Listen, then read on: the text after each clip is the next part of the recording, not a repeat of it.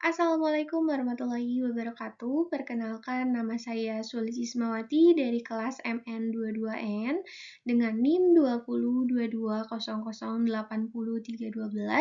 Di sini saya akan sedikit menjelaskan materi dari mata kuliah akuntansi manajemen tentang manajemen pertanggungjawaban.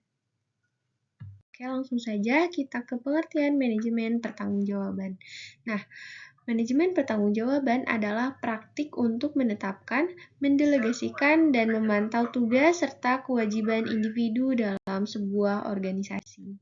Nah, pentingnya manajemen pertanggungjawaban dalam organisasi. Yang pertama, peningkatan akuntabilitas, yaitu memastikan setiap anggota organisasi bertanggung jawab atas tugas-tugas mereka. Nah, yang kedua, optimasi kinerja. Nah, ini mendorong efisiensi dan produktivitas melalui pengelolaan tanggung jawab yang jelas. Dan yang terakhir, perbaikan keputusan, yaitu mempromosikan pengambilan keputusan yang tepat di semua tingkatan organisasi. Prinsip-prinsip kunci manajemen pertanggungjawaban. Yang pertama, keterbukaan, yaitu memastikan transparansi dalam pembagian tanggung jawab dan tugas. Yang kedua, kejelasan, yaitu menetapkan tujuan yang spesifik untuk setiap karyawan dan departemen. Yang ketiga, akuntabilitas, yaitu mendorong tanggung jawab atau hasil pekerjaan dan keputusan yang diambil. Nah, langkah-langkah untuk melaksanakan manajemen pertanggungjawaban. Nah, di sini terdapat 3 langkah-langkah untuk melaksanakan manajemen pertanggungjawaban. Yang pertama, analisis keperluan. Nah, ini mengevaluasi kebutuhan organisasi dan menetapkan tanggung jawab yang jelas. Yang kedua, pengembangan tugas, yaitu mendefinisikan tugas dan tanggung jawab untuk setiap individu atau tim. Yang ketiga, penyusunan sistem pemantauan. Nah, ini membangun mekanisme untuk memantau dan mengevaluasi kinerja tanggung jawab. Nah, tantangan dalam melaksanakan manajemen pertanggungjawaban. Yang pertama, ketidakjelasan peran. Nah, ini memungkinkan sulit bagi beberapa anggota organisasi untuk memahami peran mereka. Yang kedua, resistensi terhadap perubahan.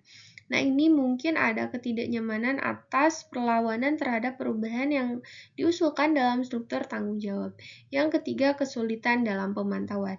Ini menghadapi tantangan untuk memantau dan mengevaluasi kinerja serta pemenuhan tanggung jawab secara konsisten. Manfaat dari manajemen pertanggungjawaban yang efektif. Yang pertama, peningkatan kinerja. Ini memotivasi karyawan untuk mencapai target dan memperbaiki kinerja keseluruhan.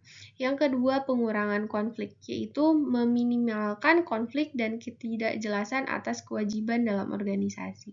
Nah, yang terakhir, inovasi yang ditingkatkan, yaitu mendorong kreativitas dan inovasi di dalam organisasi karena keterbukaan dan jelasnya tugas. Nah, kesimpulan dan pengetahuan kunci. Yang pertama, komitmen pemimpin. Manajemen pertanggungjawaban efektif memerlukan komitmen tinggi dari pimpinan dalam mendukung dan menegakkan prinsip-prinsip ini. Yang kedua, kebutuhan akan dukungan berkelanjutan. Langkah-langkah ini membutuhkan dukungan dan keterlibatan aktif dari seluruh anggota organisasi dalam penerapannya. Yang ketiga, kemampuan untuk bertumbuh. Nah, ini fleksibilitas dan adaptabilitas diperlukan untuk menyesuaikan manajemen pertanggungjawaban dengan perkembangan bisnis dan lingkungan eksternal. Studi kasus manajemen pertanggungjawaban yang sukses. Nah, pada perusahaan teknologi, penerapan manajemen pertanggungjawaban yang efektif memastikan inovasi dan pertumbuhan yang berkelanjutan. Pada perusahaan manufaktur, struktur tanggung jawab yang jelas memicu kerjasama tim dan meningkatkan efisiensi produksi.